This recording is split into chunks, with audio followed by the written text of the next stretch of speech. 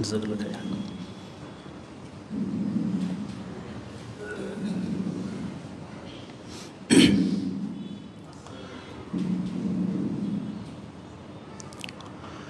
ইন্নাল হামদালিল্লাহ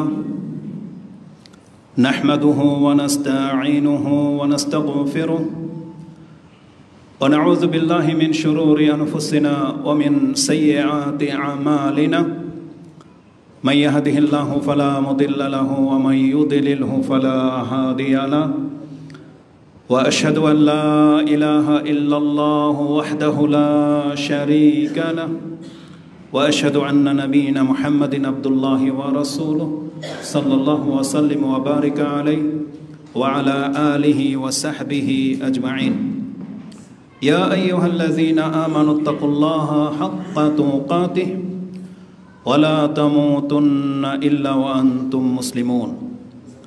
আম্মা বা'দু ফাইন্না আসদাকাল হাদীসি কালামুল্লাহ ওয়া খায়রাল হাদীয়ি হাদিয়্যু মুহাম্মাদিন সাল্লাল্লাহু আলাইহি ওয়া সাল্লাম ওয়া শাররাল উমুরি মুহদাসাতুহা ওয়া কুল্লু মুহদাসাতিন বিদআহ ওয়া কুল্লু বিদআতিন দালালাহ ওয়া কুল্লু দালালাতিন ফিন-নার। ফাকাদ ক্বালা আল্লাহু তাবারাকা ওয়া তাআলা ফি কালামিহিল মাজিদ বা'দা আউযু বিল্লাহি মিনাশ শাইতানির রাজীম। বিসমিল্লাহির রাহমানির রাহিম। ওয়াল ফাজরি ওয়া লায়ালিন আশর ওয়াশ শাফঈ ওয়াল ওয়াতর। وعن عبد الله بن قرط عن النبي صلى الله عليه وسلم قال إن أعظم الأيام عند الله تبارك وتعالى يوم النهار ثم يوم القر. قال الثوري وهو اليوم الثاني. رواه أبو داود في كتاب المناقب وقال هذا حديث صحيح. ورواية صحيح بن خزيمة. الله أكبر الله أكبر আল্লাহু আকবার লা ইলাহা ইল্লাল্লাহ আল্লাহু আকবার ওয়ালিল্লাহিল হামদ। প্রশংসা মাত্র আল্লাহ সুবহানাহু ওয়া তাআলার, যিনি এক ও একক, যিনি আমাদেরকে সৃষ্টি করেছেন, যিনি আমাদের মালিক, যিনি আমাদের রিজিক দাতা এবং যিনি সমস্ত কিছুকে একাই নিয়ন্ত্রণ করে থাকেন। এই পৃথিবীতে তার সমতুল্য, তার সমকক্ষ কেউ নেই, যিনি এক ও অদ্বিতীয়। তিনি আমাদেরকে হেদায়েতের লক্ষ্যে কোরআন নাজিল করেছেন, এই শিক্ষাই আমাদেরকে দিয়েছেন, যেটাকে আমরা তাওহীদ হিসেবে জানি। এটাই হচ্ছে একমাত্র বুনিয়াদ, যার উপরে বিচার করা হবে। যারা এর উপরে আছেন তাদের বিচার হবে, কিন্তু যারা এই ওয়াহদানিয়াতকে মেনে নেয়নি তাদের কোনো বিচার নাই, তারা বিনা হিসেবে জাহান্নামে চলে যাবে। তো যে আল্লাহ আমাদেরকে এই একত্বের উপরে প্রতিষ্ঠিত রেখেছেন, আমরা তার প্রশংসা করি, আমরা বলি আলহামদুলিল্লাহ। সালাতু ওয়াস সালাম প্রিয় নবী মুহাম্মদুর রাসূলুল্লাহ সাল্লাল্লাহু আলাইহি ওয়াসাল্লামের প্রতি, যার মাধ্যমে আমরা এই দিন পেয়েছি, যার মাধ্যমে আল্লাহ আমাদেরকে হেদায়েত করেছেন, যার প্রতি সালাত সালাম পাঠকারী আল্লাহর পক্ষ থেকে 10 বার সালাত সালাম প্রাপ্ত হয়ে থাকে, যার 10টা মর্যাদা বৃদ্ধি পায়, যার 10টি পাপ মিটে যায়, আমরা সেই রাসূলের প্রতি সালাত এবং সালাম পাঠ করি। আল্লাহুম্মা সাল্লি ওয়া সাল্লিম ওয়া বারিক আলা নবিয়িকা মুহাম্মদ। আমরা আল্লাহ সুবহানাহু ওয়া তাআলার প্রশংসা আরেকবার এই জন্য করব, যেহেতু আজকের দিন থেকে নিয়ে আগামীকাল পর্যন্ত এটা এমন দিন যা হাদিসের বর্ণনা মতে পৃথিবীর সবচেয়ে শ্রেষ্ঠতম দিন, বরকতপূর্ণ দিন, এবং এই দিনের ইবাদত আল্লাহর কাছে সব থেকে বেশি গ্রহণযোগ্যতা পেয়ে থাকে। যে আল্লাহ আমাদেরকে বাঁচিয়ে রেখেছেন, সুস্থ রেখেছেন, ইবাদত করার তৌফিক দিয়েছেন, তাই আমরা আল্লাহর প্রশংসা করি আলহামদুলিল্লাহ। যেমনটা আপনারা জানেন, বিগত খুতবাগুলোতে হয়তো আপনারা এই দিন সম্পর্কে অবগত আছেন যে এই দিনের মহত্ব কত। এটা হচ্ছে জিলহজ মাসের 10 দিনের অন্যতম এক দিন। 10 দিনের মাঝেও আরও শ্রেষ্ঠ হচ্ছে 2 দিন, সেটা হচ্ছে ইয়মে আরাফা এবং ইয়মুন নাহার। এই 2 দিনকে যদি আবার কম্পেয়ার করা হয়, তাহলে সব থেকে শ্রেষ্ঠতম দিন হচ্ছে ইয়মুন নাহার, কুরবানির দিন, যেটা আমাদের দেশে আগামীকাল আসতে যাচ্ছে।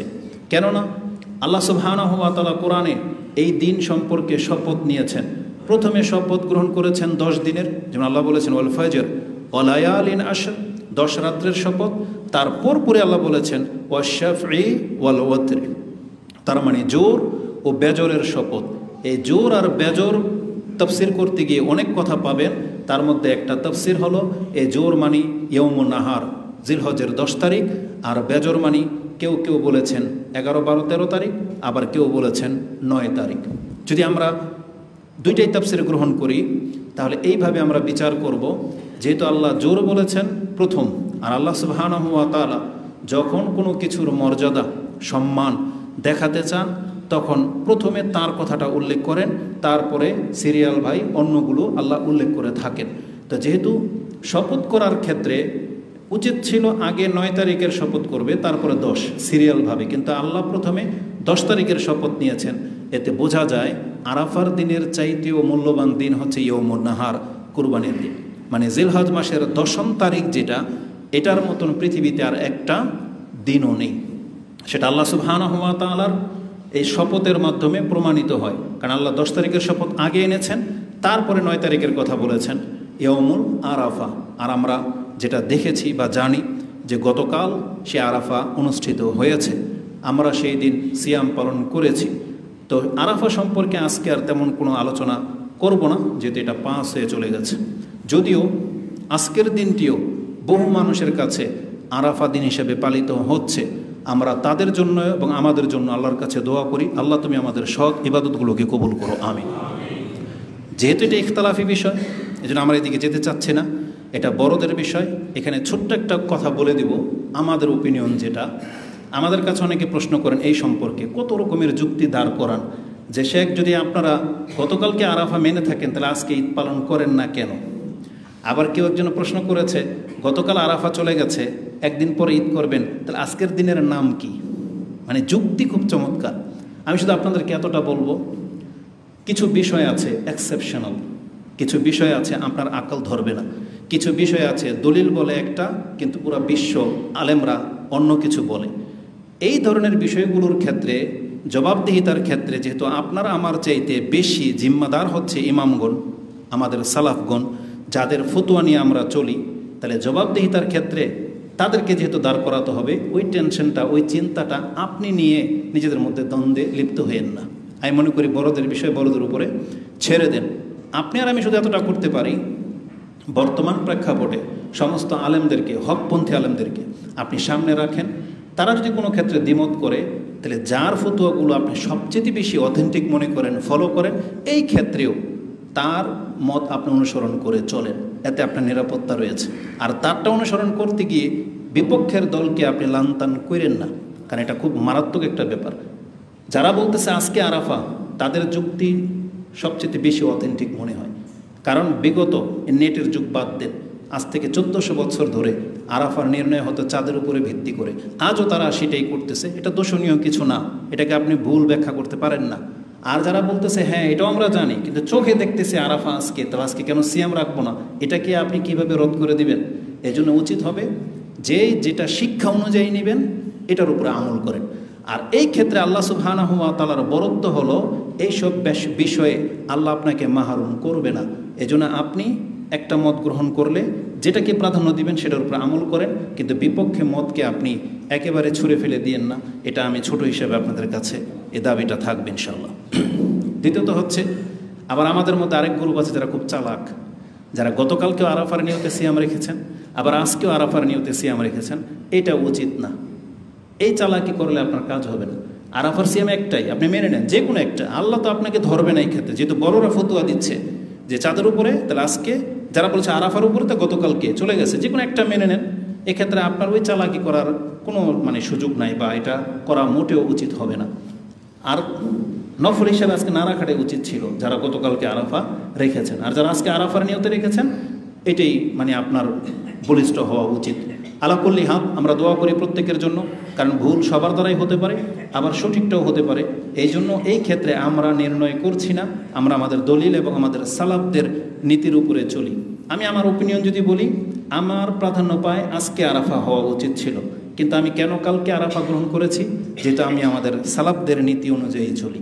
আর দেখতেছি আমাদের সালাফি আলেমরা গতকালের বিষয়টাকে প্রাধান্য দিয়েছেন, এজন্য এই ক্ষেত্রে আমরা তাদের কাছে নত। এলমের দিক থেকে তাদের কাছে আমরা মিসকিন, এজন্য আমাদের ব্রেন, বিবেক অতটা পরিপক্ক হয় নাই যে তাদের মতটাকে আমরা ছুঁড়ে ফেলে দিতে পারি। এই জন্য নিজের শিক্ষাটাকে থামিয়ে দিয়েছি, তাদের মতটাকে প্রাধান্য দিয়েছি এবং আল্লাহর কাছে দোয়া করে আল্লাহ আমাদেরকে যেন হকের উপরে রাখেন, আমিন। তো আরাফার দিন সম্পর্কে এটাই ছিল আমার ওপিনিয়ন। আজকের দিন থেকে আগামীকাল পর্যন্ত আমাদের হাতে অনেক কাজ, অনেকগুলো বিষয় টুকিটাকি নোট করে নিয়েছি, যেটা না বললেই নয়। তার মধ্যে একটা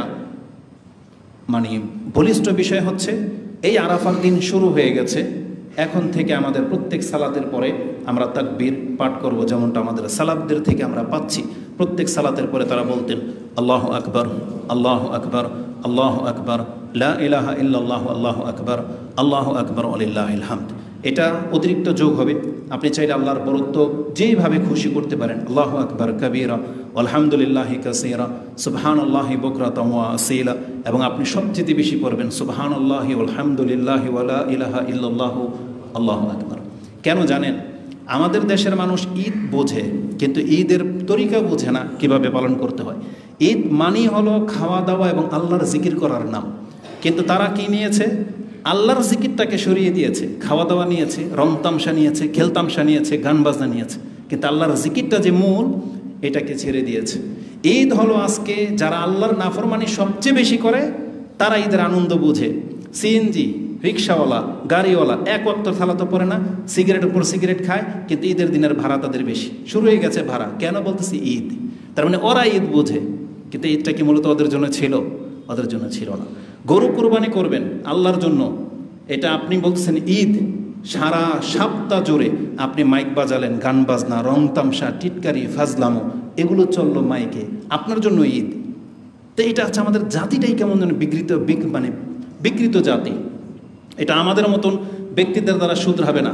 একমাত্র যারা ভালো আছেন আপনি আল্লাহর প্রশংসা করবেন রাত দিন। কেন? এই ধরনের ফিতনার সময় আপনার মতন ব্যক্তি ইমানের উপরে বেঁচে আছেন, এটা আল্লাহর অনুগ্রহ ছাড়া আর কিছুই না। এটা কোনো ব্যক্তির ক্রেডিট না, কোনো আলেমের ক্রেডিট না, এটা আপনার ব্যক্তির উপরে আল্লাহর বিশেষ রহমত। যেমন আল্লাহ বলেছেন আমি কাকে নবী করব এটাকে ডিসাইড তারা করবে নাকি আমি রব করব।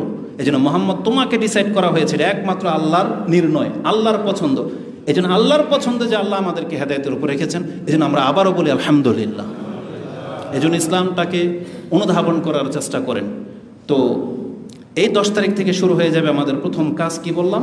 প্রত্যেক সালাতের পরে আমরা আমভাবে তাকবীর পাঠ করব, এবং এটা সব সময় চলবে। মাঠে ঘাটে উঠতে বসতে যত পারেন এটা করেন, এটা আমাদের জন্য বেশি জরুরি।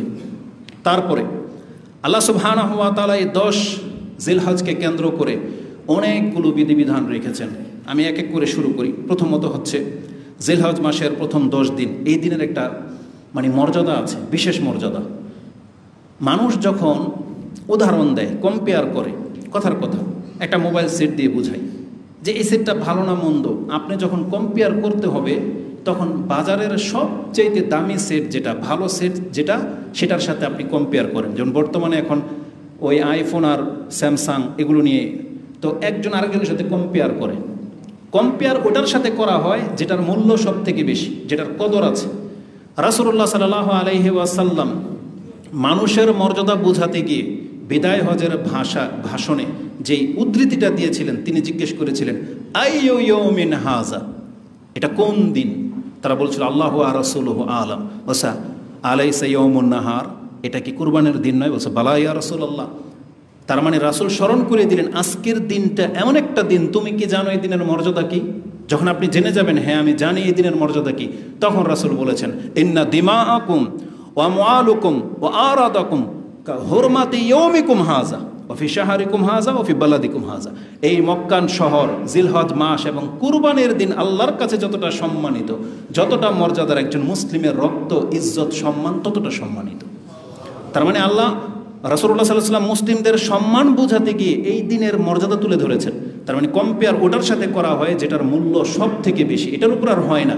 যেমন আমরা যদি ওই যে একটা দুষ্টামি, একটা আপনার দুষ্ট লোকদের একটা উদ্ধৃতি, মন ভাঙা মানে মসজিদ ভাঙা, বলে না? তার মানে কি মুসলিমরা জানে যে মসজিদ ভাঙা অনেক বড় পাপ, তাই না? ওইটা ব্যবহার করেছে আমাদের দেশের রোমান্টিক পোলাপানরা, যে মন ভাঙা মানে মসজিদ ভাঙা, তার মানে মসজিদ ভাঙা পাপ, এটাও বোঝে। তো ওইটা যে পাপ, এটাকে ও কম্পেয়ার করে বোঝাতে চেয়েছে। তো ঠিক রাসূলুল্লাহ সাল্লাল্লাহু আলাইহি ওয়াসাল্লাম ওইটা পেশ করেছেন যে মক্কার ঘর আমাদের কাছে কতটা সম্মানিত। তাহলে আপনার কাছে যদি মক্কার ঘরের সম্মান থেকে থাকে, আপনি যেমন ইচ্ছা করে মক্কার ঘরের দিকে থুতু ফেলতে পারেন না, তাহলে আপনি জেনে রাখেন কিয়ামত পর্যন্ত আপনি কোনো মুসলিমের দিকে থুতু ফেলতে পারেন না, কারণ এর সম্মান সমান।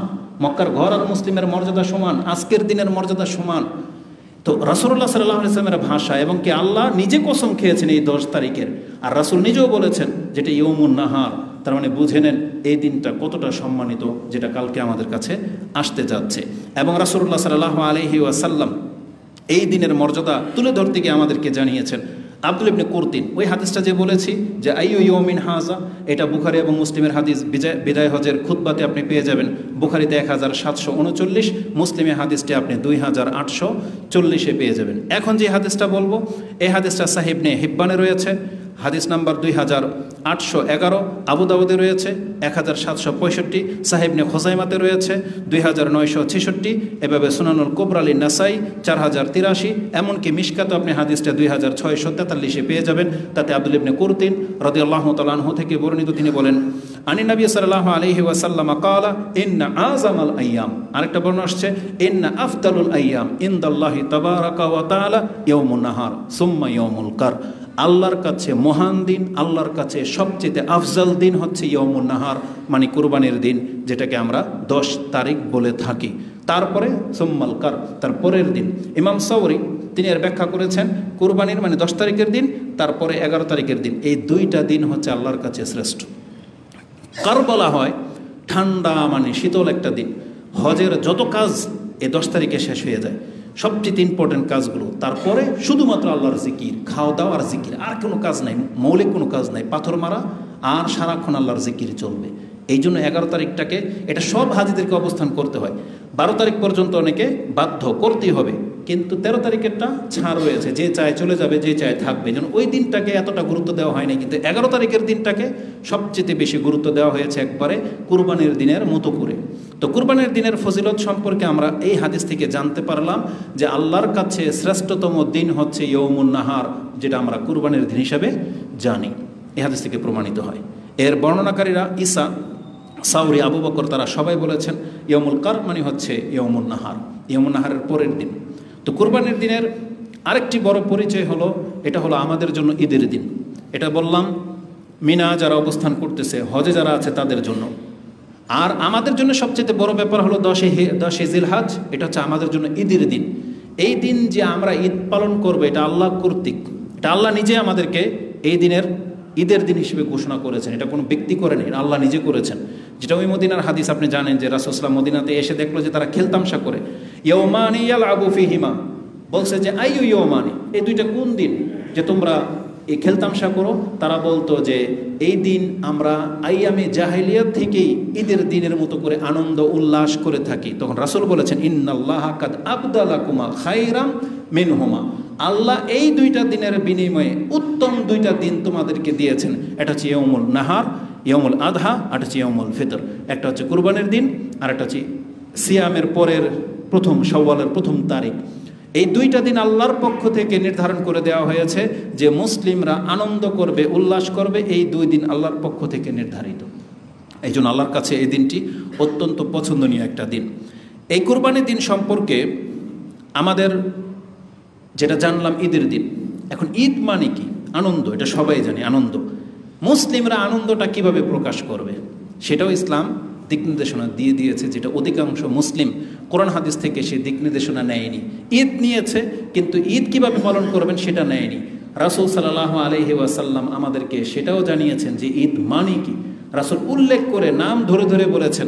রাসূলুল্লাহ সাল্লাল্লাহু আলাইহি ওয়াসাল্লাম বলেছেন ইন্না হাযিহিল আইয়াম আইয়ামু আকলিন ওয়া শুরবিন ওয়া যিকরিল্লাহি তাআলা। এই যে দিনগুলো আছে, আরাফার দিন, ঈদের দিন, তারপরের 3 দিন তাশরিকের দিন, এগুলো হচ্ছে আল্লাহ সুবহানাহু ওয়া তাআলাকে স্মরণ করার নাম, আর খাদ্য খাওয়া, পান করা, খাওয়ানো, পান করানোর নাম। তার মানে ঈদের দিন মানে হলো আপনি খাবেন, খাওয়াবেন, আর আল্লাহর জিকির করবেন, কিন্তু আল্লাহর নাফরমানি করবেন না। আল্লাহর স্মরণ করার নাম হচ্ছে ঈদের দিন, বিশেষভাবে আনন্দের সাথে যে আল্লাহ আমাদেরকে হেদায়েত করেছেন, আল্লাহ আমাদেরকে নিরাপদ, একটা আল্লাহ আমাকে সামর্থ্য দিয়েছে, যার ফলে আমি এত বড় একটা জানোয়ার পশু কিনে কুরবানি করতে পারলাম। এই জন্য আপনি আল্লাহকে আরো বেশি স্মরণ করবেন। এটা হচ্ছে ঈদ। এবং ঈদ মানে হচ্ছে 2 রাকাত সালাত। ইমাম বুখারী রাহিমাহুল্লাহ তিনি তার পর্বই করেছেন যাদের ঈদের সালাত ছুটে যাবে, যারা মহিলারা ঘরে আছে এবং যারা গ্রামে বা ধরেন দুর্বল হাদিসের উপরে ভিত্তি করে তারা এটা করে থাকে, আমরা সেটা আপনাদেরকে শিখাবো না। ঈদের রাতের বিশেষ কোনো ইবাদত নেই বা বিশেষ কোনো ফজিলত নেই, এজন্য এই পয়েন্টটাকে আমরা স্কিপ করতেছি। ঈদের শুভেচ্ছা বিনিময়ে চলে আসেন। মুসলিমরা কিভাবে একে অপরকে ঈদের শুভেচ্ছা জানাতে পারে? পারে, হ্যাঁ পারে, তবে নিজে থেকে শুরু করবেন না। জ্ঞানী যারা, সম্ভ্রান্ত ব্যক্তি যারা, অনুসরণীয় যারা, তারা নিজে থেকে শুরু করবেন না, যাতে করে ওই ব্যক্তিটা মনে না করে যে এটা হয়তো সুন্নাহ, এটা হয়তো আমল, এটা হয়তো ইসলাম না। তবে সাধারণ মানুষ যদি কেউ আপনাকে ঈদের শুভেচ্ছা জানায়, যদি ঈদ মুবারক বলে, আপনিও বলবেন ঈদ মুবারক। কেউ যদি বলে তাকাব্বালুল্লাহু মিন্না ওয়া মিনকুম, আপনিও বলবেন না তাকাব্বালুল্লাহ মিন্না ওয়া মিনকুম। মানে আপনি শুরু করবেন না। কেন? আসুন আমি আপনাকে দলিলগুলো দেখাই। ঈদের দিন কোনো ব্যক্তি কাউকে তাকাব্বালুল্লাহু মিন্না ওয়া মিনকুম বলতে পারে, পারে, এটা সালাফদের মধ্যে ছিল। যেমন খালিদ বিন মাদান কালা লাকিতু ওয়াসিলাতা ইবনুল আসকা, তিনি কিন্তু সাহাবী। ওয়াসিলা ইবনে আসকা হচ্ছেন সাহাবী। আমি তার সাথে সাক্ষাৎ হয়েছে ফি ইয়ৌমে ঈদ উল ফিতর, ঈদ উল ফিতরের দিন তার সাথে আমার সাক্ষাৎ হয়েছে। আমি তাকে বললাম কুলতু তাকাব্বালুল্লাহু মিন্না ওয়া মিনকা, আল্লাহ আমাদের এবং আপনার ইবাদতকে কবুল করুন। ফাকালা না, তিনি বললেন হ্যাঁ আল্লাহ কবুল করুন। তাকাব্বালুল্লাহু মিন্না ওয়া মিনকা, আল্লাহ আমাদের এবং তোমার ইবাদত কবুল করুন। তার মানে সাহাবী এটা রিপ্লাই করেছেন। তারপরে তিনি জবাব দিয়ে বলেন ওয়াকালা ওয়াসিলা, তিনি বলেছেন লাকিতু রাসূলুল্লাহি সাল্লাল্লাহু আলাইহি ওয়াসাল্লাম ইয়াউমা ঈদুল ফিতর, আমি রাসূল সাল্লামের সাথে এরকম ঈদুল ফিতরের দিন সাক্ষাৎ হয়েছে। আমি রাসূল সাল্লামকে তোমার মতো অনুরূপ বলেছিলাম তাকাব্বালুল্লাহু মিন্না ওয়া মিনকা। তখন রাসূল বলেছেন নাম তাকাব্বালুল্লাহু মিন্না ওয়া মিনকা। কিন্তু আপত্তি হলো ওয়াসিলা ইবনে আসকা যে রাসূলকে কথা বলেছেন এই অংশটুকু দুর্বল, কিন্তু ওয়াসিলাকে যে জিজ্ঞাসা করা হয়েছিল অতটুকু পর্যন্ত সহিহ। এই হাদিসটি সুনানুল কুবরা লিল বাইহাকি 6994-তে রয়েছে। এখান থেকে আমরা যেটা জানলাম, রাসূল কিন্তু নিজে শুরু করে নেই, সাহাবী রাসূলকে বলেছেন বা তাবি সাহাবীকে বলেছেন, কিন্তু সাহাবী নিজে থেকে বলে নেই, মানে বড় যিনি তিনি বলেন নাই। দ্বিতীয় আরেকটা দলিল নিয়ে নেন। আনাধাম মাওলা ওমর ইবনে আব্দুল আজিজ, আব্দুল আজিজ রাহিমাহুল্লাহর আজাদকৃত কৃতদাস, তার সাথে সাক্ষাৎ হয়েছে। কালা কুন্না নাকুলু লি ওমর ইবনে আব্দুল আজিজ ফিল ঈদাইনে, দুই ঈদের সময় আমরা ওমর ইবনে আব্দুল আজিজকে আমি বলতাম তাকাব্বালুল্লাহু মিন্না ওয়া মিনকা ইয়া আমিরাল মুমিনিন, ফায়ারুদ্দু আলাইনা ওয়ালা ইউনকিরু যালিকা আলাইনা। তিনি আমার কথার রিপ্লাই করতেন, কিন্তু অপছন্দনীয় কোনো বাক্য বলতেন না, মানে এটাকে ইনকার করেন নাই, তিনি এটাকে সমর্থন করে গেছেন। ওমর ইবনে আব্দুল আজিজ কিন্তু জ্ঞানীদের মধ্যে একজন, তার বহু কথা ফতোয়া হিসাবে উদ্ধৃতি পেশ করে থাকে ওলামাগণ, এবং ইসলামের অনেক বড় একজন ব্যক্তিত্ব। তো তিনি সুন্নাহ সম্পর্কে জ্ঞান রাখতেন। তো তাকে যখন ঈদের এইভাবে শুভেচ্ছা জানানো হতো, তিনি এটাকে ইনকার করতেন না, বরং অ্যাপ্রিসিয়েট করতেন, তার পক্ষ থেকে আবার তিনি রিপ্লাই করতেন। এই হাদিসে সুনানুল কুবরা লিল বাইহাকি 6296-তে রয়েছে। আহমদ ইবনে হাম্বল রাহিমাহুল্লাহ থেকে দুইটা উক্তি পাওয়া যায়। তিনি বলেছেন কালা আহমদ রাহিমাহুল্লাহ ওয়ালা বাসা আইয়াকুলু রাজুলু লিররাজুল ইয়াউমুল ঈদ, একজন ব্যক্তি আরেকজন ব্যক্তিকে যদি ঈদের দিনে কথা বলে তাকাব্বালুল্লাহু মিন্না ওয়া মিনকা, তাতে কোনো সমস্যা নাই, কোনো দোষণীয় নাই। এটা আল মুগনি ইবনে কুদামা, তার মুগনি কিতাবের মধ্যে আপনি পেয়ে যাবেন, সেটা 1440-এ রয়েছে। এবং ইমাম আহমদ রাহিমাহুল্লাহর আরেকটা উক্তি হলো, এখন তার ফতোয়াটা দেখেন, কারণ তিনি যে সবগুলো হাদিস থেকে যেটা ধারণ করেছেন, তিনি এটাকে জায়েজ বলেছেন, কিন্তু তার ওপিনিয়নটাকে শোনেন। তিনি বলেছেন লা আবতাদি বিহি আহাদান, কোনো ব্যক্তি যেন এটা শুরু না করে, তার মানে কোনো আলেম, কোনো বড় ব্যক্তিত্ব, তারা যেন এটাকে শুরু না করে নিজে থেকেই। ওই যে ফেসবুকে দেখবেন যে অনেকে লেখে তাকাব্বালুল্লাহু মিন্না ওয়া মিনকুম ঈদুকুম মাবরুর, ঈদ মুবারক সাইদান আলাইনা ওয়া আলাইকুম, মানে আপনি নিজে থেকে দিবেন না। তবে সাধারণ পাবলিককেও যদি আপনাকে ঈদ মুবারক বলে, আপনি প্রত্যুত্তরে বলতে পারেন ঈদ মুবারক। তবে ঈদ মুবারক শব্দটা, জুমা মুবারক, এই দিনের সাথে মুবারক শব্দটা যোগ করা, এটা তো কোনো সালাফদের নীতির নাই, কোরআন হাদিসে তো নাই, এটা আপনার যুক্তিতেও মিলবে না। বরকত মানে কিসের বরকত? ঈদ বা জুমা মুবারক কিসের বরকতের আপনি কথা বলতে চাচ্ছেন? কেউ বলে যে পবিত্র জুমা মুবারক, আল্লাহর দিন প্রত্যেকটা পবিত্র, শুধু আপনি জুমার সাথে পবিত্র কেন লাগাইলেন? খাস করা এটা শিয়াদের স্বভাব, তারা 5টা দেহকে পবিত্র মনে করে। এই জন্য আপনি পবিত্র শব্দটা জুমার দিন, ঈদের দিন পবিত্র শব্দ লাগাইতে পারেন না, এটা সুন্নার খেলাফ। তো তেমনি মোবারক শব্দটা ঈদের দিনের সাথে যায় না, কারণ এটা আনন্দের বিষয়, এখানে বরকতের কথা কেন আসলো। তো এগুলো আপনারা সালাফদের থেকে জেনে নেবেন, আমরা এর কোনো ভিত্তি পাচ্ছি না। তবে দেশাচার যদি বলেন মেনে নেওয়া যায়, দেশাচার এটা ইসলাম এটার পক্ষেও না বিপক্ষেও না, এই ধরনের বিষয়গুলোতে ছাড় রয়েছে। তা আহমদ ইবনে হাম্বল রাহিমাহুল্লাহর এই উক্তিটা খুব চমৎকার। আপনি নিজে থেকে এটাকে ইবাদত হিসেবে শুরু করবেন না, তবে কেউ যদি আপনাকে রিপ্লাই দেয় বা বলে আপনি উত্তর দেন, এটা আদব। জি, এটা ছিল ঈদের শুভেচ্ছা জানানো সম্পর্কে। কোলাকুলি সম্পর্কে কি বলবেন? এটা একটা অদ্ভুত আমল। আমাদের সমাজে কোলাকুলি কিভাবে হয়? ঈদের সালাম শেষ, উঠেই ফিরবে, খুতবা শেষ, বাড়ি ফেরার পথে বাপ ছেলে কিন্তু একটু আগে ঘর থেকে বের হয়ে আসলো, চাচা ভাতিজা একসাথে একই বাড়ি থেকে বের হয়ে আসছে ঈদের দিন, তখন কোলাকুলি নাই। ঈদের মাঠ পর্যন্ত আসছে, কোনো কোলাকুলি। নামাজ শেষে বাসায় ফিরবে, উঠে সবাই কোলাকুলি করতেছেন।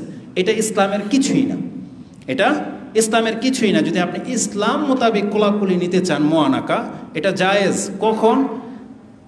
প্রথম দেখাতে। যেমন আমি আজকে এখানে এসেছি, আমাকে যারা চিনেন বা আমি যাকে চিনি অনেক দিন পরে দেখা, তখন আমরা যদি মুআনাকা করি, ডান কাঁধের সাথে ডান কাঁধ যদি এভাবে জড়িয়ে ধরি, এটা হচ্ছে সুন্নাহ। হঠাৎ প্রথম দেখাতে। কিন্তু ঈদের দিন তো আপনি ধরেন ভাই বিদেশ থেকে আসছেন, আপনি হঠাৎ করে সকালবেলা চাচার সাথে দেখা, তো মুআনাকাটা তখন করে নেন, এটাই হচ্ছে ঈদ মুবারক, তখন করে নেন, এটা হচ্ছে সুন্নাহ। কিন্তু ঈদের নামাজ পড়ার পরে করবেন, এটা একটা অদ্ভুত ব্যাপার। এটা আমার মনে হয় না করাটাই উচিত, কারণ দেশাচার এই বিষয়গুলো ছেড়ে দিবেন। আর এমনি হঠাৎ দেখা হলে মুআনাকা করেন, এটা ইসলামিক আদর্শ বা ইসলামিক স্বভাব।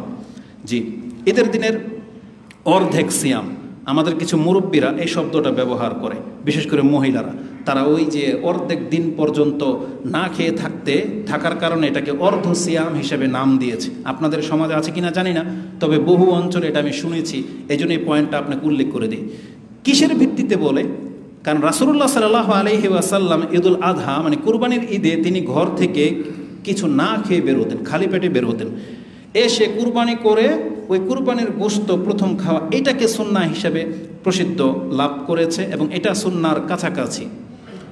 এইটাকে কি করা হয়েছে আমাদের সমাজে? গরু কাটতে কাটতে যেহেতু ভাগে শরিকানায় কুরবানি দেয়, ভাগ হবে তারপর না গোশত খাবেন, এটা করতে করতে 2টা বেজে যায়। তো যেই ব্যক্তি সকাল থেকে 2টা পর্যন্ত না খেয়েই কাটিয়ে দিল, পানি পর্যন্ত খেলো না, তো সিয়ামের মতোই। এই জন্য অর্ধেক সিয়াম হিসেবে তারা নামকরণ করেছে। তবে জেনে নেন, এই নিয়তে যদি কোনো ব্যক্তি উপবাস থাকেন, তাহলে আপনি অপরাধী হবেন, নেকি তো পাবেনই না, অপরাধী হবেন। কেননা এটা রাসূলুল্লাহ সাল্লাল্লাহু আলাইহি ওয়াসাল্লামের আদর্শের খেলাফ। রাসূল কি বলেছেন?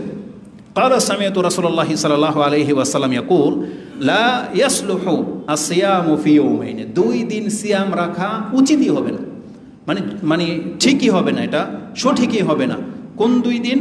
ইয়াউমুল আযহা ও ইয়াউমুন নাহার ও ইয়াউমুল ফিতর। এই 2 দিন আপনার ঈদ, মানে ঈদের দিন, খাদ্য খাওয়ানোর দিন, আপনি এই দিন সিয়ামের নিয়ত করাটাই আপনার অপরাধ। ইমাম মুসলিম হাদিসটাকে কোট করেছেন, যেটা আপনি 2563তে পেয়ে যাবেন।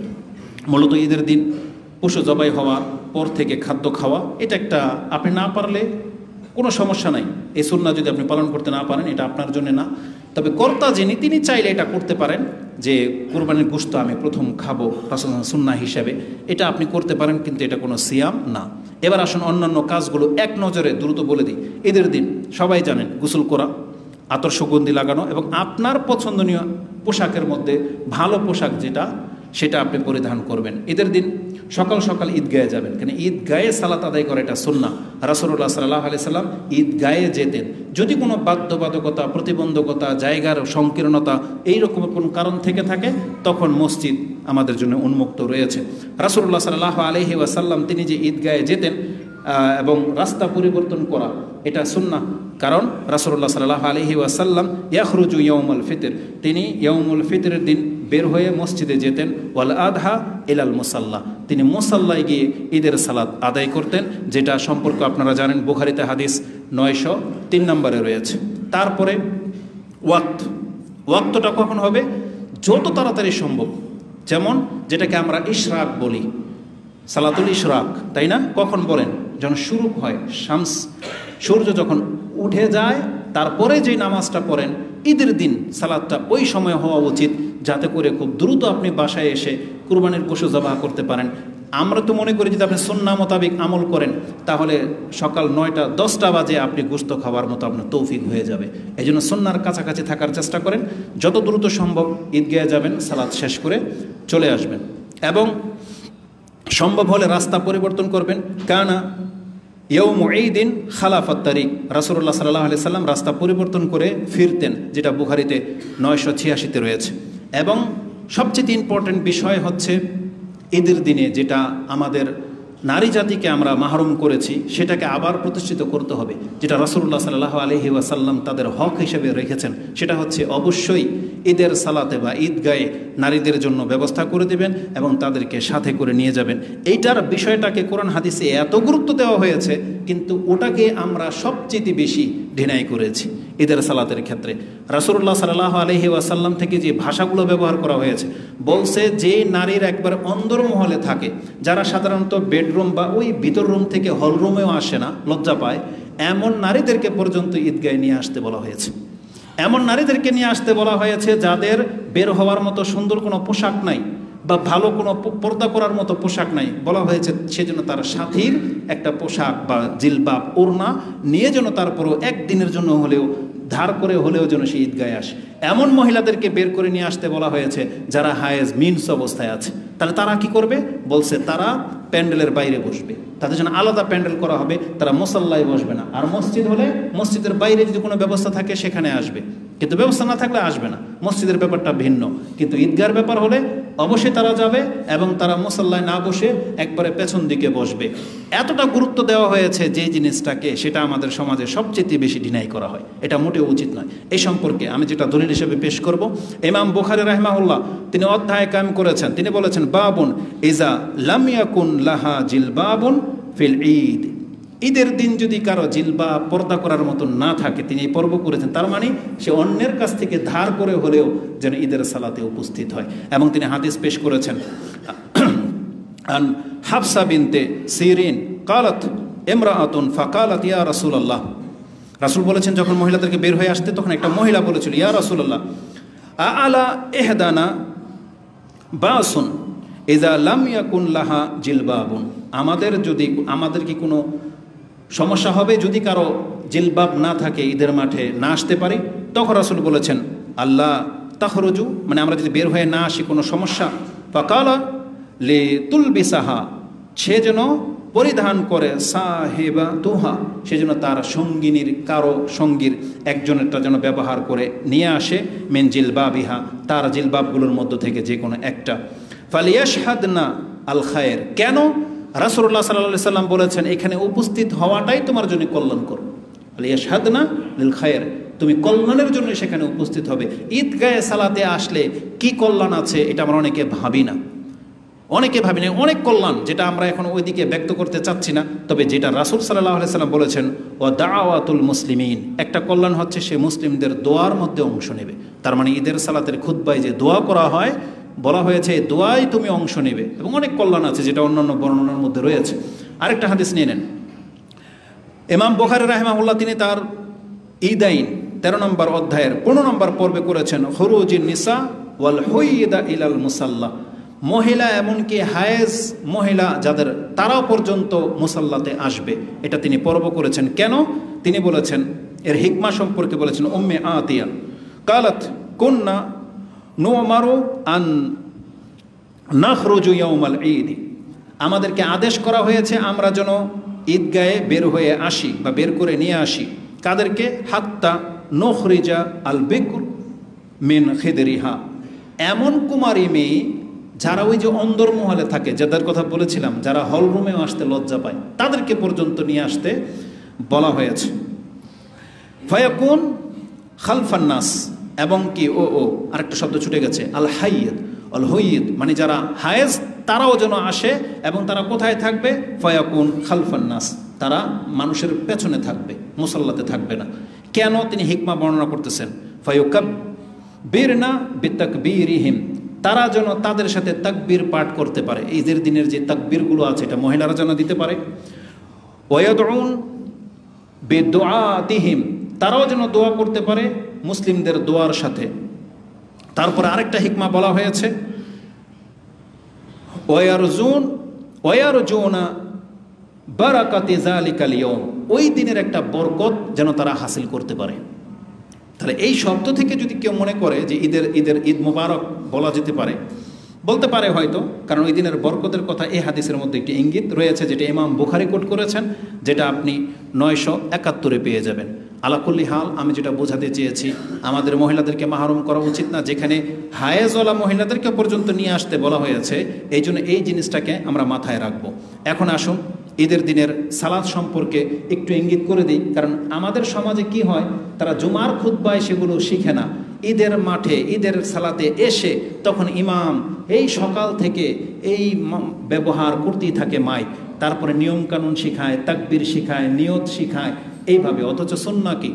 সুন্নাহ হলো ইমাম যতক্ষণ পর্যন্ত সালাম মুসাল্লাতে তার জানাজা নামাজের জায়গাতে না আসবে, ততক্ষণ পর্যন্ত এখানে কোনো ব্যক্তি এসে ভাষণ দিতে পারবে না, যেটা আমাদের সমাজের নেতারা করে থাকে। বিভিন্ন নেতারা পরিচিত হয় কে কী করলো।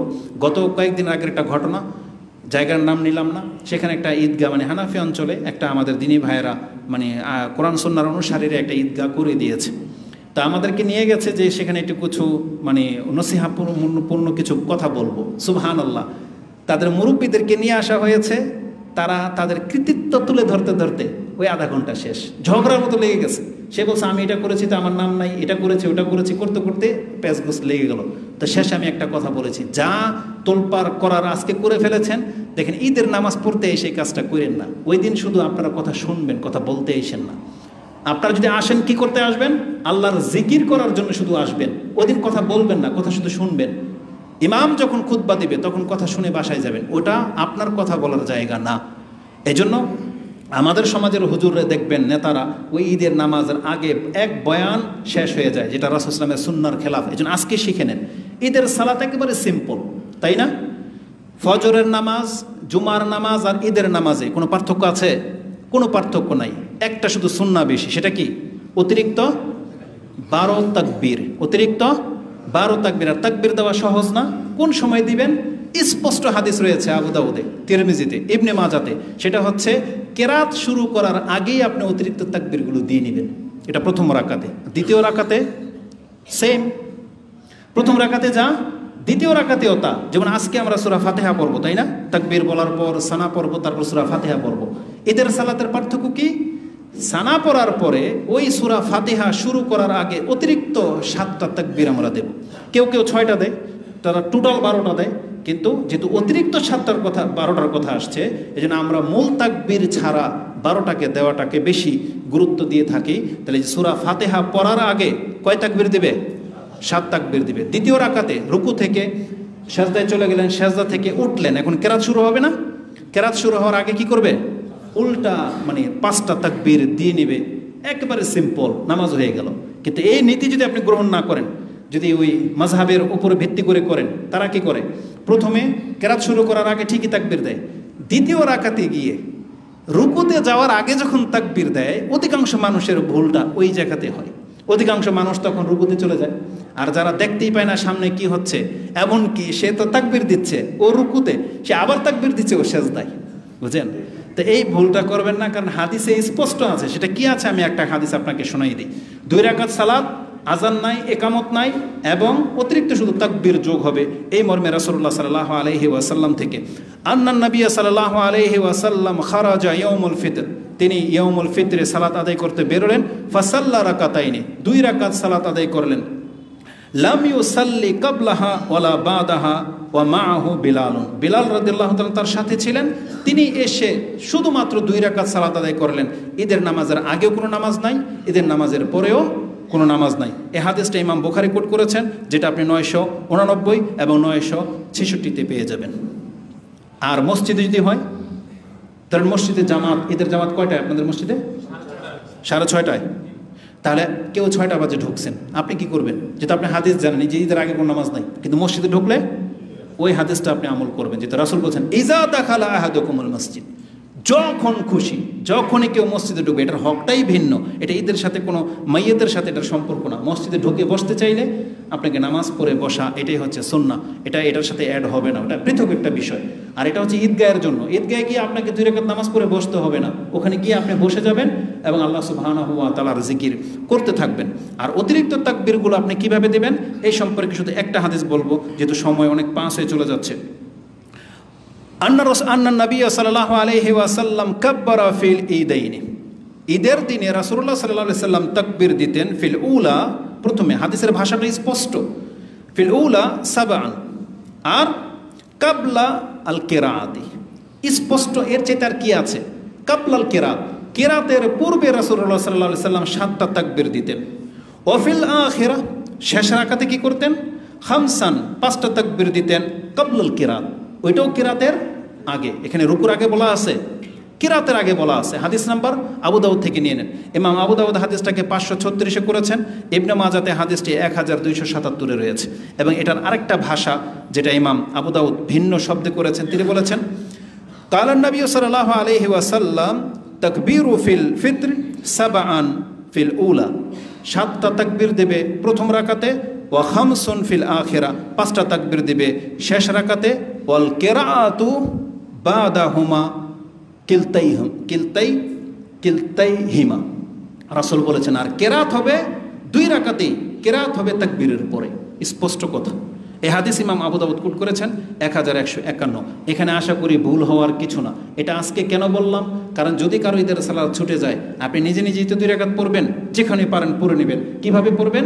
আপনি নামাজ শুরু করবেন আল্লাহু আকবার, তারপর সানা পড়েন, তারপর অতিরিক্ত 7টা তাকবীর দিয়ে দেন, সূরা ফাতিহা পড়েন, রুকুতে সাজদাতে চলে যান। দ্বিতীয় রাকাতে উঠে আবার যখন কেরাত শুরু করবেন, আগে 5টা অতিরিক্ত তাকবীর দিয়ে নেন, তারপরে যেভাবে আপনি নামাজ পড়েন সেভাবে শেষ করে দেন। এখন তাকবীরের সময় হাত উঠাবেন কিনা, এই ক্ষেত্রে সালাফদের মত রয়েছে। তারা কেউ কেউ উঠাতেন, কেউ কেউ উঠাতেন না। এই জন্য এখানে কোনো বাধ্যবাধকতা নাই, তবে উঠাবেন। এটা সুন্নাহর সবচেয়ে বেশি কাছাকাছি, যেগুলো আমরা হাদিসগুলো দেখেছি।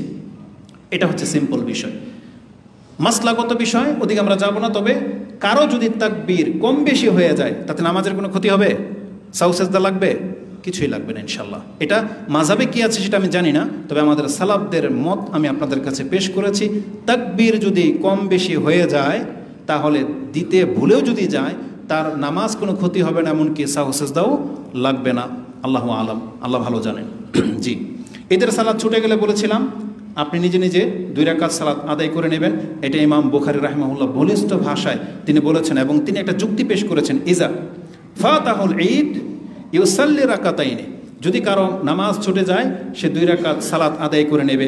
কারণ তিনি যুক্তি কায়েম করেছেন যে এটা রাসূল বলেছেন, হাজা ঈদুনা আহলাল ইসলাম, কারণ এটাই হলো ঈদ। তাহলে আপনার ঈদ কেন ছুটে যাবে? জামাত ছুটে গেছে, কিন্তু আপনার ঈদ যেন না ছুটে। তার মানে আপনি 2 রাকাত সালাত আদায় করে নেবেন, যেটি ইমাম বুখারী তার 13 নম্বর অধ্যায়ের 25 নম্বর পর্বে উল্লেখ করেছেন। তারপরেই হবে আমাদের গুরুত্বপূর্ণ আরেকটি কাজ, সেটা হচ্ছে কুরবানি। এক নজরে কুরবানি সম্পর্কে আমি সংক্ষিপ্ত কিছু বলে দিই। যে আল্লাহ সুবহানাহু ওয়া তাআলা আমাদেরকে একটা নীতি শিক্ষা দিয়েছেন, কোরআনে ইঙ্গিত রয়েছে। আল্লাহ বলেছেন ফাসাল্লি লিরাব্বিকা ওয়ানহার, তুমি তোমার রবের জন্য সালাত আদায় করো। তারপরে বলেছেন কুরবানি করো। রাসূলুল্লাহ সাল্লাল্লাহু আলাইহি ওয়াসাল্লাম তিনি এই সিরিয়ালটাকে মেনটেন করতেন। তিনি আগে নামাজ পড়তেন, তারপরে খুতবা হতো, তারপরে গিয়ে তিনি কুরবানি করতেন। কোনো ব্যক্তি যদি সালাতের আগে কুরবানি করে ফেলে, তার এটা পশু হালাল, খেতে পারবে, কিন্তু সে কুরবানির নেকি এটা পাবে না।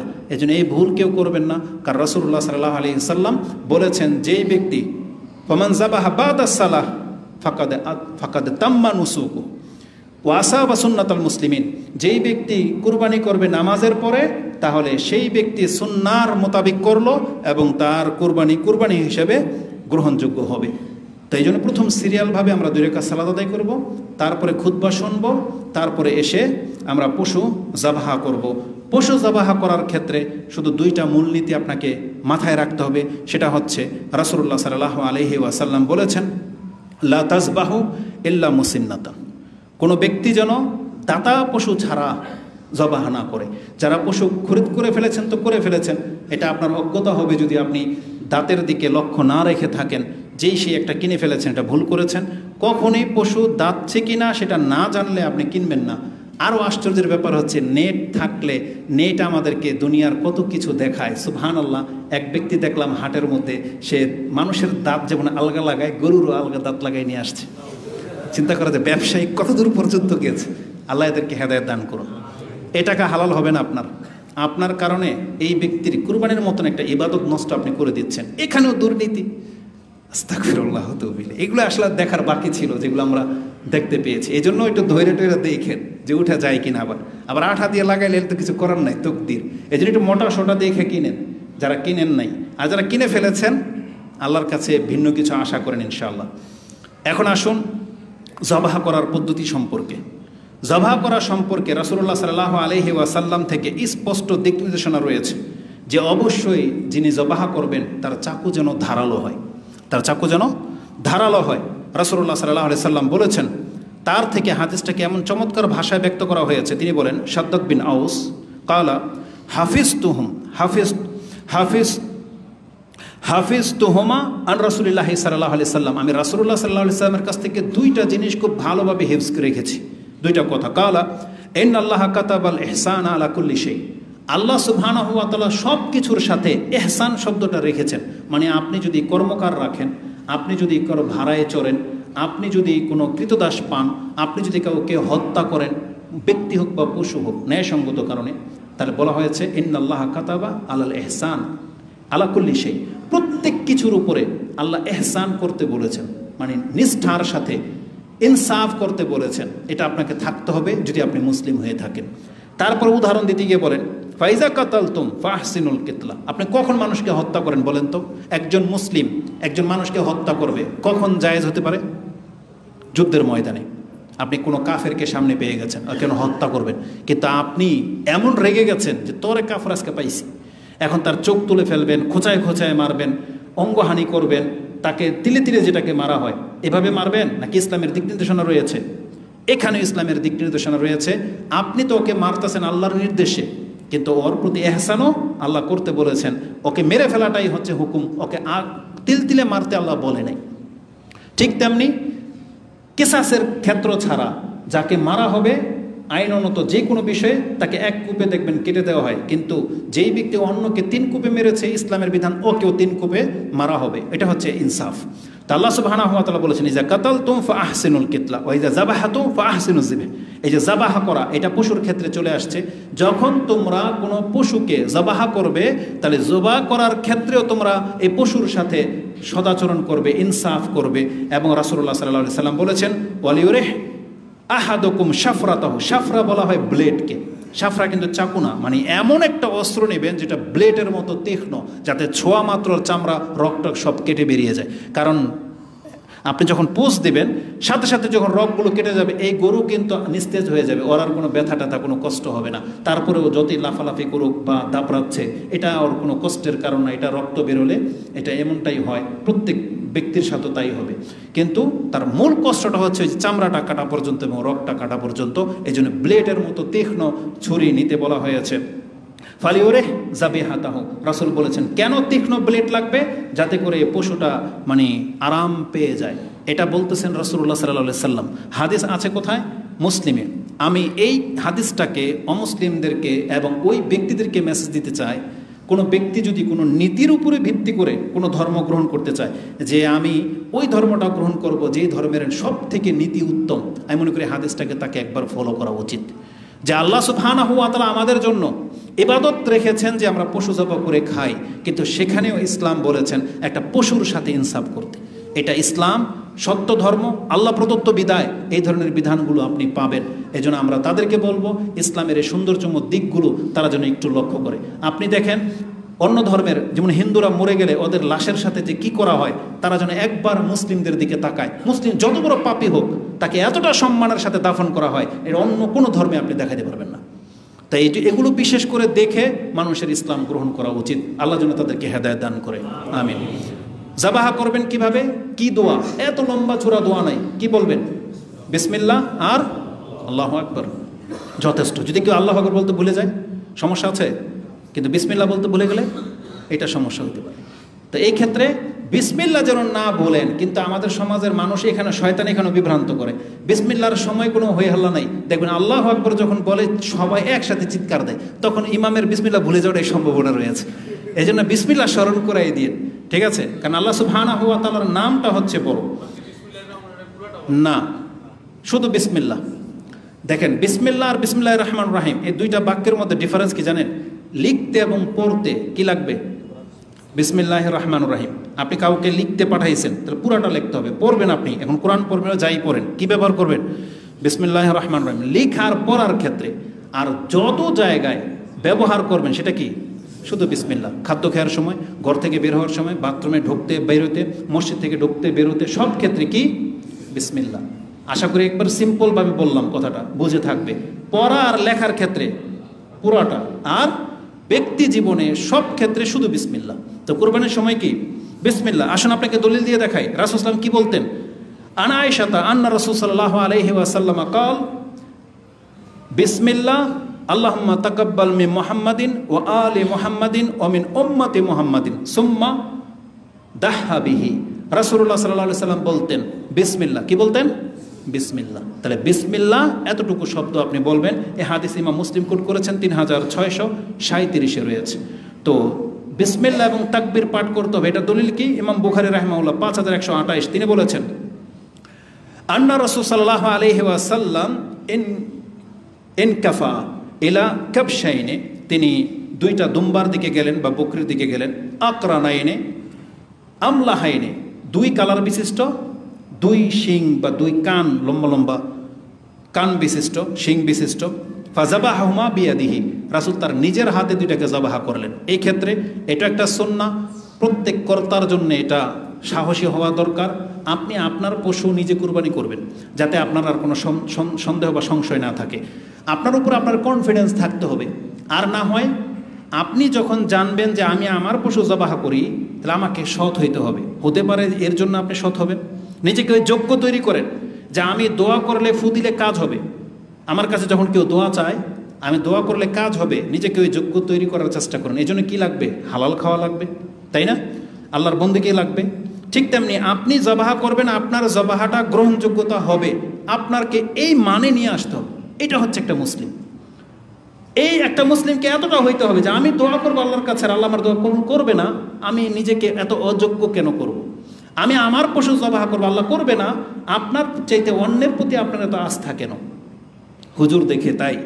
তার মানে তাহলে আপনাকে আপনার জায়গায় ফিরে আসতে হবে যে আমি তো নামাজি, আমি তো হালাল খাই। নাকি আপনাকে একবারে পুরো সার্টিফিকেট, ডিগ্রি, আলেমদারি হইতে হবে, সৎ হইতে হবে, মুসলিম হইতে হবে, তাই না?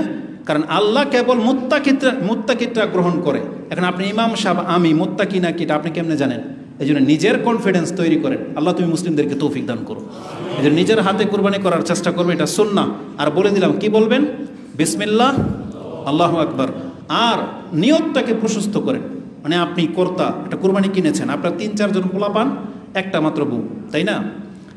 বেশি থাকলে না বেশি বলতাম। নিয়তটাকে প্রশস্ত করেন। রাসূলুল্লাহ সাল্লাল্লাহু আলাইহি সাল্লাম যখন তিনি বকরি কুরবানি করেন, তিনি ভাষাটা কি ব্যবহার করেছেন? আল্লাহুম্মা তাকাব্বাল মিন মুহাম্মাদিন ওয়া আলে মুহাম্মাদিন ওয়া মিন উম্মতি মুহাম্মাদিন। আল্লাহ তুমি আমার পক্ষ থেকে, আমার পরিবার এবং আমার সমস্ত উম্মতের পক্ষ থেকে একটা বকরি কবুল করো। চিন্তা করা যায়? তার মানে আল্লাহ সুবহানাহু ওয়া তাআলা যদি কাউকে নেকি দিতে চান, একটা বকরিতে সম্ভব কি সম্ভব না? সম্ভব। আর আপনি এত বড় একটা গরু দিচ্ছেন, আপনি আপনার বংশকে যোগ করেন, না করছে কি? নানির বংশকে যোগ করেন, নানার বংশকে যোগ করেন, নেকি কে দিবে? আল্লাহ। তাহলে আপনার তো সংকীর্ণ কেন? আপনি বলেন আল্লাহ তুমি আমার পরিবার, আমার বংশের পক্ষ থেকে কবুল করো। দলিল তো আপনার সামনে, তাই না? এই জন্য মনকে সংকীর্ণ করবেন না, উদার করেন। এই কথাটা রাসূল সাল্লাল্লাহু আলাইহি ওয়াসাল্লাম ওই ব্যক্তিকেও বলেছিল, যে ব্যক্তি প্রস্রাব করেছিল মসজিদে, আর সব সাহাবী যখন তাকে ঘিরে ধরেছিল, রাসূল সাল্লাল্লাহু আলাইহি ওয়াসাল্লাম বলছে তাকে ছাড়ো। সেই ব্যক্তি যখন দেখলো মুহাম্মদ সাল্লাল্লাহু আলাইহি ওয়াসাল্লাম এত উত্তম আচরণ করেছে, সে তখন দোয়া করে আল্লাহকে বলছে, আল্লাহ তুমি আমাকে এবং মুহাম্মাদের উপর রহম করো। তো রাসূল সাল্লাল্লাহু আলাইহি ওয়াসাল্লাম বলতেছেন যে আল্লাহ তো অসীম, এদেরকে কেন মাহরুম করা হইল? তার মানে আল্লাহর কাছে সবার জন্য যদি আপনি চান, আল্লাহর কোনো ঘাটতি হবে না। যে নিয়তটাকে প্রশস্ত রাখেন, এবং রাসূল সাল্লাল্লাহু আলাইহি ওয়াসাল্লাম শিক্ষা দিয়েছেন যে এইভাবে নিয়ত করতে হয়। তাহলে আজকের এই খুতবাতে আমরা কি আদব জানলাম? আপনি পশম উত্তম দেখে কিনবেন, নিজের হাতে জবাহ করার চেষ্টা করবেন। দোয়ার মধ্যে সিম্পল 2টা বাক্য কি? বিসমিল্লাহ, আল্লাহু আকবার। আরবিতে না পারলে আপনি বলবেন আল্লাহ তুমি আমার আমার পরিবারের এবং আমার বংশের পক্ষ থেকে কবুল করো। পারবেন না ইনশাআল্লাহ? আল্লাহ সহজ করুন, আমিন। এরপর গুরুত্বপূর্ণ বিষয় হচ্ছে গোশত বন্টন। এই ক্ষেত্রে আমি তেমন কিছু বলবো না, আপনার নীতির উপর আপনাকে ছেড়ে দিলাম, শুধুমাত্র একটু ইঙ্গিত আমি আপনাকে দিয়ে দিব। আল্লাহ সুবহানাহু ওয়া তাআলা আমাদেরকে বলে দিয়েছেন, বান্দা তোমার গরুর এক ফোঁটা রক্ত আমার কাছে পৌঁছবে না। গোশত দূরের কথা, আল্লাহ বলছেন গোশত দরকার, তোমার রক্ত আমি চাই না। কেন রক্তের কথা বললাম জানেন? হিন্দুরা ওদের দেবদেবীদের জন্য যখন পশু জবাই করে দেখবেন গোশত তো দেয় না, রক্ত মাখিয়ে দেয়। আল্লাহ বলছে আমার এটাও প্রয়োজন নাই। আমি আল্লাহ তোমার এই পশু থেকে আমি কোনো কিছু চাই না, কিন্তু তোমার কোন জিনিসটা আমার কাছে পৌঁছবে বলেন কি? তাকওয়া, যেটা আল্লাহ ইঙ্গিত করে দিয়েছেন, বলেছেন সরাসরি। আল্লাহ সুবহানাহু ওয়া তাআলা বলেছেন কালা ইন্নামা ইয়াতাকাব্বালুল্লাহু মিনাল মুত্তাকিন। আর আল্লাহ বলেছেন আমি কিন্তু মুত্তাকি ব্যক্তিটাকে গ্রহণ করে থাকি। এখন আপনার পশুর গোশত আপনি কয় ভাগ খাবেন, রাখবেন, কাকে কতটা দিবেন, এটা দিয়ে কি প্রকাশ পাবে? আপনার তাকওয়া প্রকাশ পাবে। আর আপনি মুত্তাকি হলে আল্লাহ বলেছেন আমি কিন্তু মুত্তাকিটাকেই গ্রহণ করে থাকি। এজন্য আপনি কয় ভাগ কতটা দিবেন ওটা ধার্য আমরা করব না, ওটা আপনার পরিবার, আপনার নীতির, আপনার সমাজের উপরে ছেড়ে দিলাম। আপনি ভালো জানেন আপনার কয়জন আত্মীয় স্বজন আছে গরিব, কাদের কতটুকু গোশত পাওয়ার হক রাখে এটা আপনি ভালো করেই জানেন। কিন্তু আপনি নিজে থেকে যখন ডিসাইড করে নিয়েছেন এক রান যাবে ওই মেয়ের জামাইয়ের বাসায়, আরেক রান যাবে বিয়ের ওই বাড়ির বাসায়, এইভাবে নির্ণয় করলেও হবে না। নির্ণয় করতে হবে কিসের ভিত্তিতে? অভাবের ভিত্তিতে, সম্পর্কের ভিত্তিতে। খালা, ফুফু, চাচা, মামা যারা অভাবী তারা বেশি হক রাখে বিয়ে বাড়ির চেয়ে। এই জন্য এগুলো আপনারা মাথায় রাখবেন। আল্লাহ সুবহানাহু ওয়া তাআলা বলে দিয়েছেন যে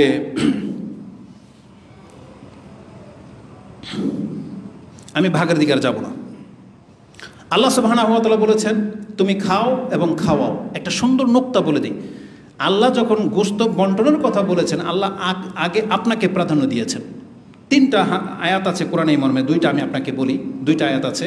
আল্লাহ বলেছেন ফাকুলু মিনহা, তুমি খাও, তা থেকে তুমি খাও। ফালা কুলু মিনহা ওয়া আতিমু আল বাইস আল ফকির, এবং তুমি ফকির মিসকিনদেরকে দাও। তার মানে আল্লাহ আপনাকে আগে বলেছেন তুমি খাও। এই জন্য আপনি কতটা খাবেন আপনাকে এখতিয়ার দিয়ে দেওয়া হয়েছে। ইসলামের সংকীর্ণতার এখন নাই যে আপনি শুধু 3 দিনের জন্য খেতে পারবেন এমন না। আপনি খান একবারে যতটুকু আপনার তৃপ্তি ভরে খাওয়ার লাগে আপনি খান। তারপর আল্লাহ বলেছেন তারপর তুমি ফকির মিসকিনদেরকে দাও। তাহলে ইসলাম আপনাকে কোথায় ঠকাইলো?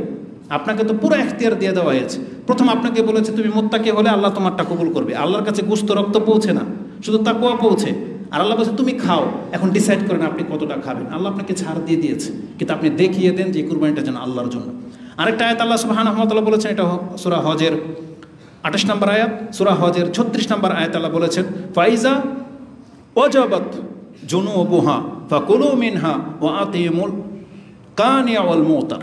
আল্লাহ বলেছেন যখন পশুটা কাত হয়ে পড়ে যাবে তা থেকে তুমি খাও, যারা তোমাদের কাছে আসবে তাদেরকেও দাও, এবং যারা অভাবী আছে তাদেরকেও দাও। এটা সূরা হজের 36 নম্বর আয়াতে আছে। আমার প্রত্যেকটা কথা আমি জানি যেটা আপনারা জানেন, কিন্তু আমি উল্লেখ করার পেছনে একটা কারণ আছে। এখানে যদি কোনো আহলে কোরআন থেকে থাকেন, আহলে কোরআন বলতে যারা হাদিস মানে না, তাদেরকে আহলে কোরআন বলাটাও বেয়াদবি হবে, কারণ তারা কিছুই না, তারা হচ্ছে নাস্তিক, মুরতাদ হয়ে মরবে একটা সময়। তারা যে হাদিস মানে না বিপদে পড়বে কি জানেন? এই একটা আয়াত নিয়ে নেন, তাদেরকে বলবেন তোমরা যখন পশুটাকে জবাহ করো ওই পড়ে যাওয়ার পশু থেকে তোমাদেরকে এখন কাঁচা খেতে হবে, পাক করার কোনো অনুমতি নেই। কারণ কোরআন আল্লাহ কি বলেছে জানেন? যে তোমার পশুটা যখন কাত হয়ে পড়ে যাবে ফাইজা ওয়াজাবাত জুনুবুহা, এই যে যখন কাত হয়ে পড়ে যাবে, যেমন উটকে কিন্তু দাঁড়িয়ে জবাহ করা হয়, নহর করা হয়, এই হলকের মধ্যে একটা খোঁচা মারা হয়, রক্ত ঝরতে থাকার ধাপাস করে পড়ে যায়। তাহলে বলেছে এখান থেকে তুমি খাও আর ফকির মিসকিনকে খাও। এখন যারা হাদিস মানে না ওদেরকে বলতে হবে আয়াতের উপর আমল করো। বোঝেন কথা? বলবে এখন আমল করে, গরু পড়ে গেছে এখন এখান থেকে গোশত খা। তো যারা হাদিস থেকে ব্যাখ্যা নেবে, রাসূল সাল্লাল্লাহু আলাইহি ওয়াসাল্লাম আমাদেরকে শিক্ষা দিয়েছেন কিভাবে সেটা প্রসেস করতে হবে, কিন্তু আল্লাহ বলেন এখানে পাক করে খাও। এই জন্য কোরআন হাদিস মেনে চলার চেষ্টা করতে হবে। তা আমি আয়াতটা কোন সেন্সে বলেছি? যে আল্লাহ বলেছেন তুমি খাও, তার মানে আপনাকে আল্লাহ প্রথম প্রাধান্য দেওয়া হয়েছে। এই জন্য আপনি ডিসাইড করেন যে আল্লাহ আমার উপরে ইহসান করেছেন, তাহলে আমারও উচিত দেখিয়ে দেওয়া যে আমি যেন কম খাই এবং আমি অন্যদেরকে যেন দেই। কারণ সূরা ইনসানের মধ্যে আল্লাহ সুবহানাহু ওয়া তাআলা বলে দিয়েছেন আল্লাহর বান্দারা কেন অন্যকে দেয়? ইন্নামা নুতিমুকুম লিওয়াজহিল্লাহ লা নুরিদু মিনকুম জাযাআন ওয়ালা শুকুরা। আমি কোনো কারো ব্যক্তির রেসপেক্ট পছন্দ করি না, থ্যাঙ্কস বলবে, যা বলবে দরকার নেই, আমি আল্লাহর জন্য দিয়েছি। এই কুরবানি যদি আল্লাহর জন্য হয়ে থাকে, তাহলে আপনার কুরবানিতে যেন আপনার আত্মীয় স্বজন বেশি খুশি হয় যে আমার ভাগিনা কুরবানি দিলে আলহামদুলিল্লাহ আমার ঘরে যথেষ্ট মাংস থাকে, আমার ভাতিজা কুরবানি দিলে আমার গোস্তের অভাব পড়ে না, এটা যেন আপনার আত্মীয় স্বজনের মুখ থেকে বের হয়। আর নাকি এমন বেরোবে যে ও কুরবানি করেছে এক মোট পাঠাইছে, এমনটা যেন না হয়। আল্লাহ সুবহানাহু ওয়া তাআলা তুমি আমাদের কুরবানিকে কবুল করো, আমিন। আল্লাহ সুবহানাহু ওয়া তাআলা একটা মূলনীতি বলে দিয়েছেন, লান তানালুল বিররা হাত্তা তুনফিকু মিম্মা তুহিব্বুন। তোমরা যা পছন্দ করো সেটা যদি আল্লাহর জন্য কুরবানি করতে না পারো, তাহলে তুমি জান্নাতের নাগাল পর্যন্ত পাবে না। এটা সূরা আল ইমরানের 92 নম্বর আয়াতে পেয়ে যাবেন। আমি কিন্তু অনেক কথা ছাটকাট দিয়ে বলেছি, তারপরেও কিন্তু 1.5টা বেজে যাচ্ছে। আর মাত্র 2টা পয়েন্ট। সেটা কি? কুরবানির পশুর কোনো কিছু আপনি কসাইকে দিতে পারবেন না। যতটা পয়েন্ট বলেছি, এটা কি কোনো অযৌক্তিক কোনো কিছু, বাড়তি কোনো কিছু? কিন্তু অনেক কথা কিন্তু থেকে যাচ্ছে। তারপরেও এই খুতবাগুলো লম্বা হওয়ার পেছনে মূল কারণ হলো, কারণ সময়টা এমন পরিস্থিতিতে পৌঁছে গেছে, এই প্রত্যেকটা কথা জরুরি, যেটা ঈদের মাঠে হয়তো আপনাকে নাহলে শুনতে হবে। তো আপনি কি করবেন? আপনার পশু কাউকে না কাউকে কাটতে দিবেন, তাকে আপনি জাযা হিসাবে, পারিশ্রমিক হিসাবে এই গরুর পক্ষ থেকে, যেমন অনেকে আছে এই নিয়তে আসে যে তুমি কাটবা, তোমার 500 টাকা দেবো, সে রাজি হয়ে যায়। কিসের ভিত্তিতে? যে যাওয়ার সময় আমাকে 4টা ঠ্যাং দিবে, সেই জন্য সেটা নিয়ত করে আসে যে যাওয়ার সময় চামড়াটা চেয়ে নেব, সেই জন্য রাজি হয়ে যায়। না, ওকে বলবেন একটা দিন মজুর তার এই কাজের জন্য যতটা পারিশ্রমিক সে ধার্য করবে, তাকে পরিপূর্ণ সন্তুষ্টির সাথে এটা আপনি রাজি হয়ে যান। আপনি আর তার মধ্যে একটা ডিসকাস করে নেন, 1000 টাকা, 1500 টাকা বা কত, 800 টাকা রোজ, যেটাই নেন, বলে নেবেন যে আমি কিন্তু আমার গরুর একটা চামড়ার পশম কিন্তু এর বিনিময়ে তোমাকে দেবো না, তুমি কি রাজি? এটাকে করবা? যদি কয় রাজি, করেও এ টাকা ওকে দিয়ে দেন যাওয়ার সময়। এখন আপনার ইনসাফের পালা। আপনি কি আপনার গরু থেকে ওকে কিছু দান করতে চান? করেন, কারণ যেহেতু ও ভাবে এই জন্য কাজ করতেছে, কিন্তু পারিশ্রমিক হিসাবে না, ওটা অতিরিক্ত যেন হয়। এই জন্য পারিশ্রমিকটা আগে আপনি নির্ণয় করে নেবেন। কারণ রাসূলুল্লাহ সাল্লাল্লাহু আলাইহি সাল্লাম থেকে এই মর্মে কঠোরভাবে নিষেধ করা হয়েছে যে কালা, আলী বলতেছেন, কালা আমারানি নবী সাল্লাল্লাহু আলাইহি ওয়াসাল্লাম আন আকুমা আলাল বুদুন, আমি যেন উটগুলোর সামনেই যাই এবং দাঁড়াই, ওয়ালা উতিয়া আলাইহা শাইআন ফি জিজারাতিহা, আমি যেন এগুলোর বন্টনকারীদেরকে সামান্যতম জাযা মানে যেন আমি না দিই। রাসূল সাল্লাল্লাহু নিষেধ করে দিয়েছেন। হাদিস বুখারীতে রয়েছে 1717। এবং আরেকটা হাদিস রাসূলুল্লাহ সাল্লাল্লাহু আলাইহি সাল্লাম বলেছেন, এমনকি চামড়া রশি পর্যন্ত তাকে দেওয়া যাবে না পারিশ্রমিক হিসাবে, যে আমাকে রশিটা দিয়ে দিন, রশিও দেওয়া যাবে না। কারণ আমাদের দেশের গরুর উপর তার ওই হাওদা চড়ানো হয় না, কিন্তু উটের উপর তো হাওদা চড়ানো হয়। ওই হাওদাটা পর্যন্ত দান করতে রাসূল সাল্লামের পক্ষ থেকে আদেশ করে দেওয়া হয়েছে। যে আলী রাদিয়াল্লাহু তাআলা তিনি বলেন, আমারানা রাসূলুল্লাহ সাল্লাল্লাহু আলাইহি ওয়াসাল্লাম আন আতাসাদ্দাকা বিজিলাদিল বুদুনিল্লাতি নাহারতু ও বিজুলুদিহা, আমাকে আদেশ করা হয়েছে আমি যেন উটগুলোর যত সরঞ্জাম আছে সেগুলো এবং চামড়া পর্যন্ত যেন আমি দান করে দিই, এগুলো যেন কোনো কসাইকে পারিশ্রমিক হিসেবে কাউকে না দেওয়া হয়। এটা ছিল আজকের আমাদের খুতবার ফার্স্ট টু লাস্ট। এবং তারপরেই হবে আইয়ামে তাশরিক, যেই 3 দিনকেও কুরবানির দিন হিসেবে গণ্য করা হয়েছে। কেউ যদি হজের 13 তারিখ পর্যন্ত কুরবানি করেন, তাহলে আপনার কুরবানি শুদ্ধ হবে।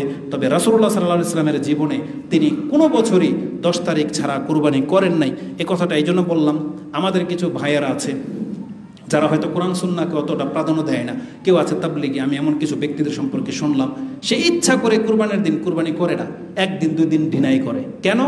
ওই যে লোক পাওয়া যায় না, পেরেশানি, উমুক তমুক না, এগুলো যুক্তি না।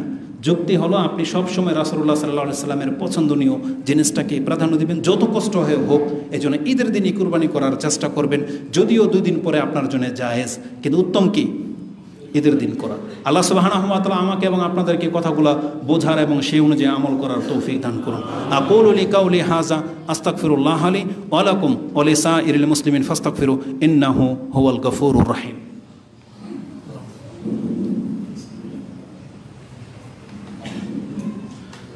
আলহামদুলিল্লাহ ওয়াসসালাতু ওয়াসসালামু আলা রাসূলিল্লাহ, মা বাদ।